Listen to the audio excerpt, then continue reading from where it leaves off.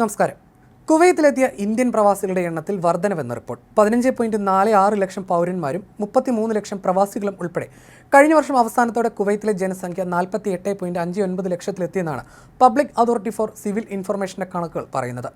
2022 47 ലക്ഷത്തിൽ നിന്നും 2.6% വർധനവാണ് രേഖപ്പെടുത്തിയിരിക്കുന്നത്. രാജ്യത്തെ പ്രവാസി സമൂഹങ്ങളിൽ ഒന്നാം സ്ഥാനത്തുള്ള ഇന്ത്യക്കാരുടെ എണ്ണം 10 ലക്ഷം കവിഞ്ഞു. 2022 അപേക്ഷിച്ച് നേരിയ വർധനവാണ് രേഖപ്പെടുത്തിയിരിക്കുന്നത്. എന്നാൽ രണ്ടാം സ്ഥാനത്തുള്ള ഈജിപ്തുകാരുടെ എണ്ണത്തിൽ നേരിയ കുറവും രേഖപ്പെടുത്തി.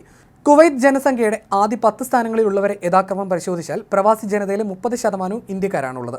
ആകെ ജനസംഖ്യയുടെ 32% കുവൈത്ത് പൗരന്മാർ. മറ്റു രാജ്യക്കാർ മൊത്തം ജനസംഖ്യയുടെ 10%ആണുള്ളത്, 4.80 ലക്ഷം. മൊത്തം പ്രവാസികളുടെ 14%മാണിത്. കൂടാതെ 2023 തൊഴിലാളികളുടെ എണ്ണം 29.7 ലക്ഷത്തിൽ, അഥവാ മൊത്തം ജനസംഖ്യയുടെ 61%-ലെത്തിയതായും സ്ഥിതിവിവര കണക്കുകൾ വ്യക്തമാക്കുന്നു. ഇതിൽ പ്രവാസി തൊഴിലാളികളുടെ എണ്ണം 25 ലക്ഷമാണ്.